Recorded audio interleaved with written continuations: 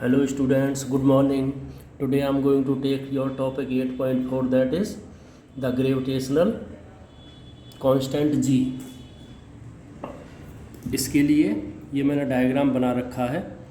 ये एक फिक्स्ड कोई जगह है, वहाँ से एक तार बांध रखा है।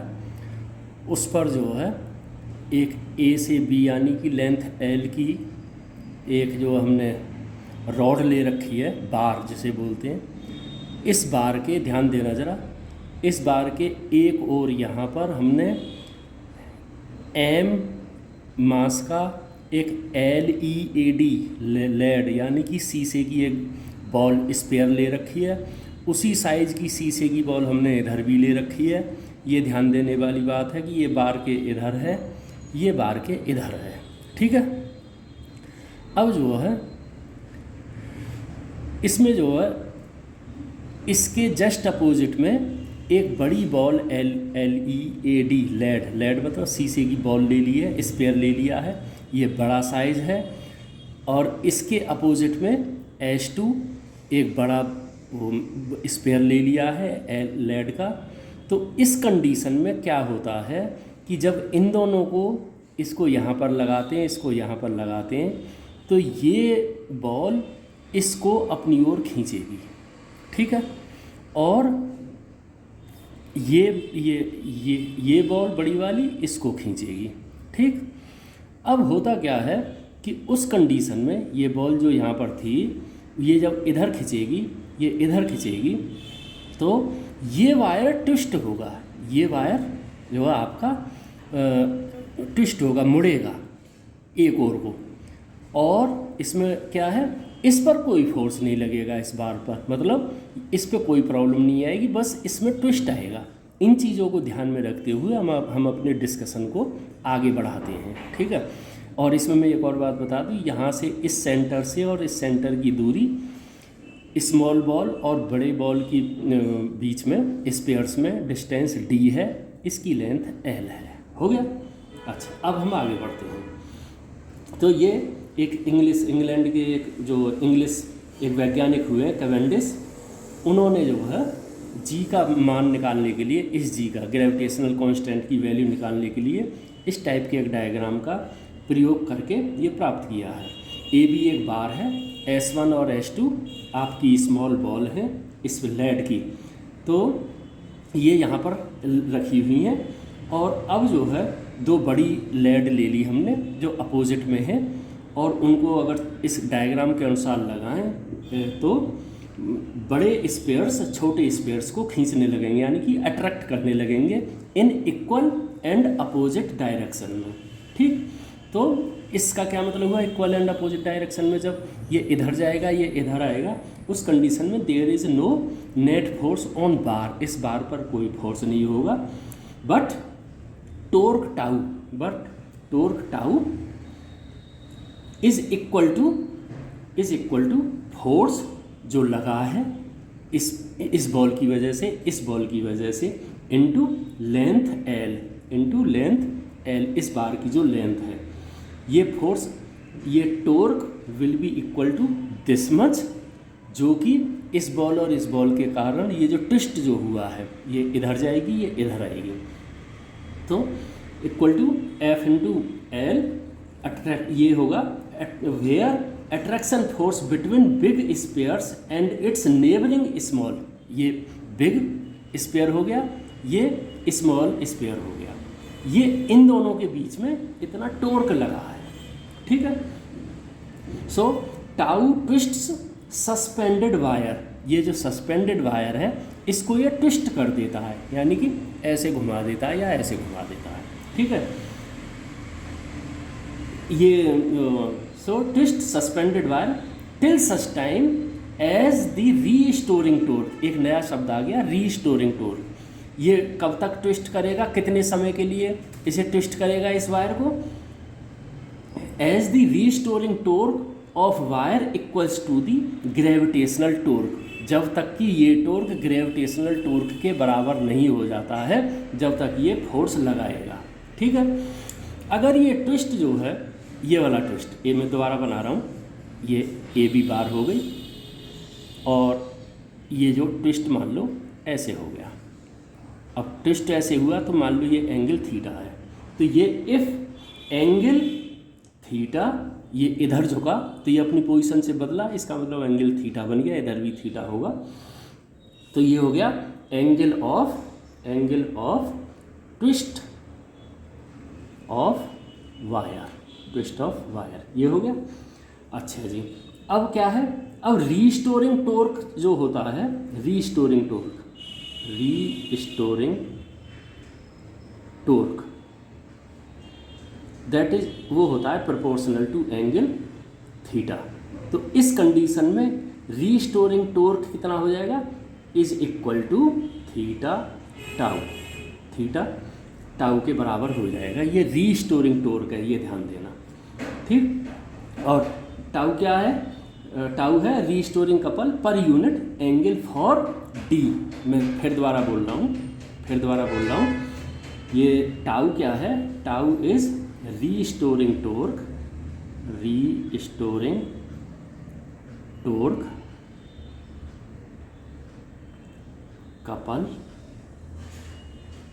कपल इसकी इन दोनों की वजह से जो बना है, इसको कपल बोल देते हैं, कपल पर यूनिट एंगल, ठीक। अच्छा, देन फिर तब फॉर डी डिस्टेंस, इसके और इसके जो बीच में जो दूरी है, इसके और इसके बीच में दूरी ये डी है, then for D distance between bigger one and smaller ball, gravitation force between M and M, ये force between M and M will be equal to G small M big M upon D, ये distance square, ठीक। अच्छा, अभी from figure से हमें एक हमें torque मिला है फोर्स इनटू लेंथ, ये जो मिला था, एक हमें ये मिल गया है। बट एट इक्विलिब्रियम क्या होता है, एट इक्विलिब्रियम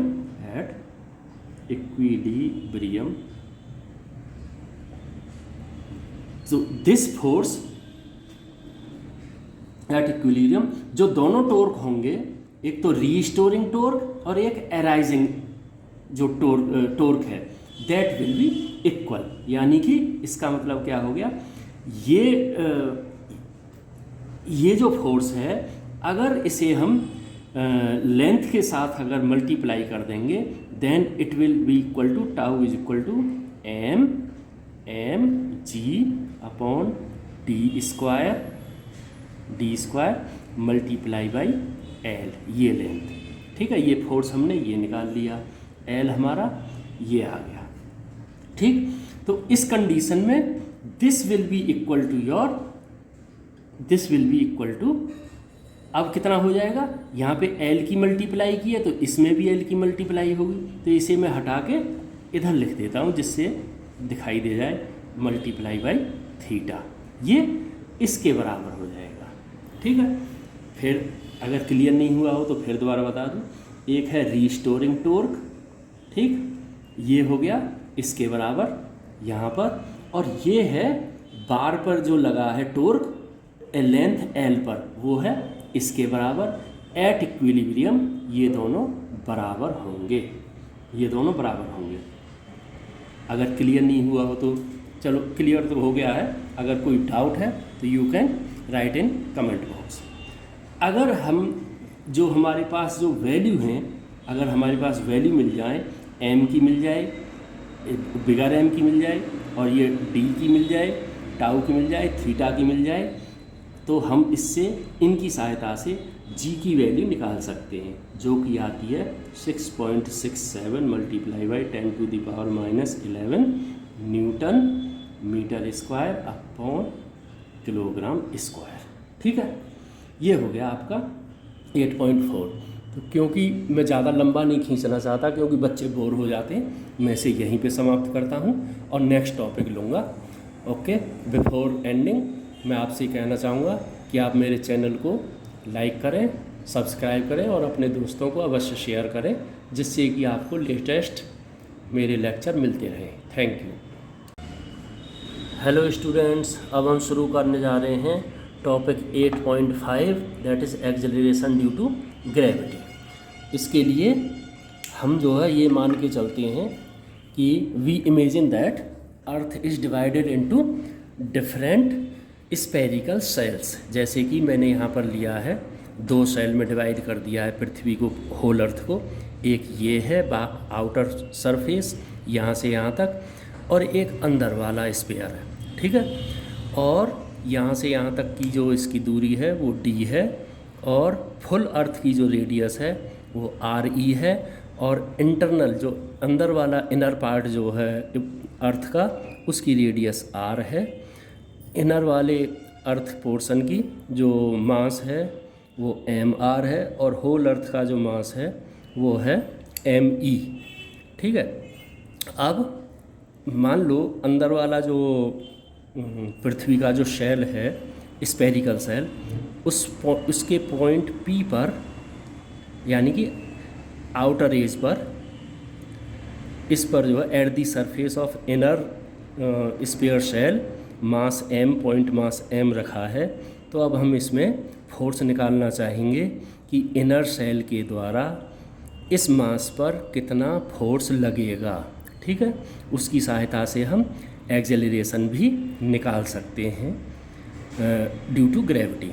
तो अच्छा, इसमें एक पॉइंट और है, अगर ये मास यहाँ पर कहीं पर भी होता, यहाँ पर कहीं पर भी होता, तो ये जो मास है इस पे जो फोर्स लगते वो सभी एक दूसरे को कैंसिल कर देते। यानी कि ये अगर यहाँ पर होता तो ये एक दूसरे फोर्स कैंसिल हो जाएंगे, लेकिन जो यहाँ से और यहाँ तक की जो है, मान लो यहाँ पर होता है ये पॉइंट, तो इसका मतलब है यहाँ से और यहाँ तक ये कहीं पर भी होता ये मास m, तो उस कंडीशन में इसके इंटरनल फोर्स एक दूसरे को कैंसिल कर देते हैं। यानी कि यहाँ से और यहाँ तक वाली जो रेडियस है वही जो है इस पर फोर्स लगाते हैं। जैसे कि अब हमने माना ये इनर स्फेरिकल सेल हो गया, तो हमने इसके आउटर एज पे मास m है, तो सिर्फ इंटरनल वाला ही, इनर पोर्शन वाला ही इस पर फोर्स लगाएगा, ठीक है। तो ये हमने एक एग्जाम्पल लिया है। ये अगर यहाँ पर होता तो इसका मतलब है ये जो सर्किल है यहाँ से जो बनता, तो अंदर वाला ही इस पर फोर्स लगाता, बाहर वाला नहीं लगाता। ये हमने पहले पढ़ रखा है कि वो आपस में एक दूसरे से कैंसिल हो जाते। तो इसको ध्यान में रखते हुए हम आगे बढ़ते हैं। तो force on point mass m at point P, इस पॉइंट पर इस इनर सर्किल के द्वारा, इनर स्फेरिकल सेल के द्वारा कितना फोर्स लगा है वो आएगा F is equal to G small m, ये mR इसका जो मास है इनर सेल का, अपॉन ये डिस्टेंस, ये R स्क्वायर हो जाता, ठीक है। और हमारे पास है पूरी अर्थ का जो मास है ME, वो होता है 4π/3 RE³ ये है density of earth. Inner shell का मास निकालने के लिए हमारे पास है mR is equal to 4π/3 R³ अब इस फोर्स को हम ऐसे भी लिख सकते हैं, mR की जगह हम इस वैल्यू को रख देंगे 4π/3, ठीक। अब इस 4π/3 की वैल्यू हम यहाँ से निकाल सकते हैं। वो आ जाएगी, इस RE³ को नीचे ले जाइए तो ये आ जाएगी, इस वैल्यू को इसमें रख दीजिए, then you will get force on this particle due to inner spherical shell will be equal to this much, will be equal to this much, यानी कि ये हो गया आपका R³, ये आ गया, ठीक है। और ये यहाँ पर ये R² और था, ये हो गया R²।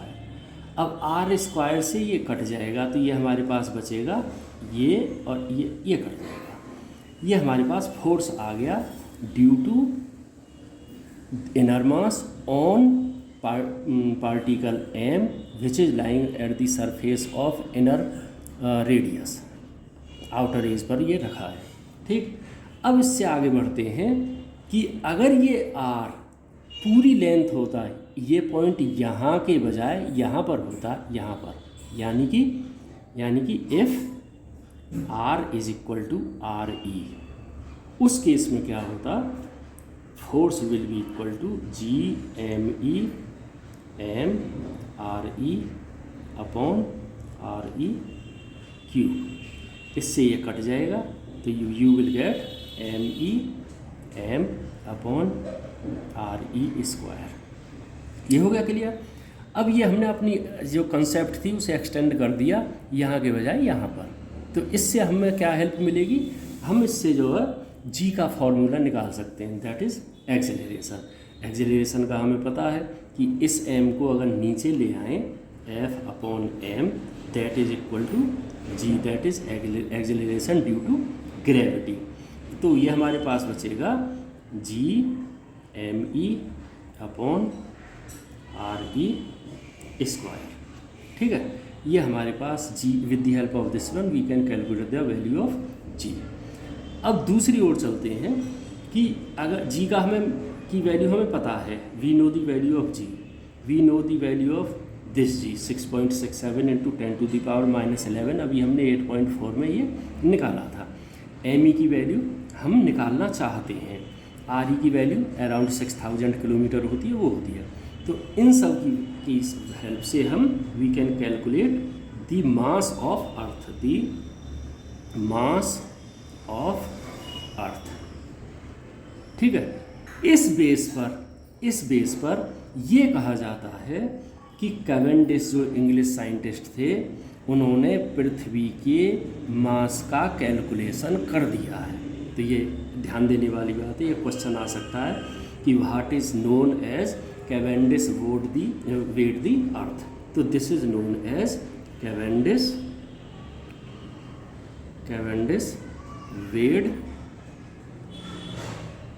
Wait the earth. इसका मतलब ये है कि कैवेंडिश का जो 8.4 से लेकर और 8.5 तक का जो ये है calculation with the help of this one Cavendish weighed the earth, यानी कि कैवेंडिश ने अर्थ का मास निकाल लिया। इसमें बस यही है। Thank you and have a nice time. Before finishing this, I would like to say, if you like this lecture, then you please like and subscribe my channel and share to your friends so that other students also may be benefited. Thank you and have a nice time.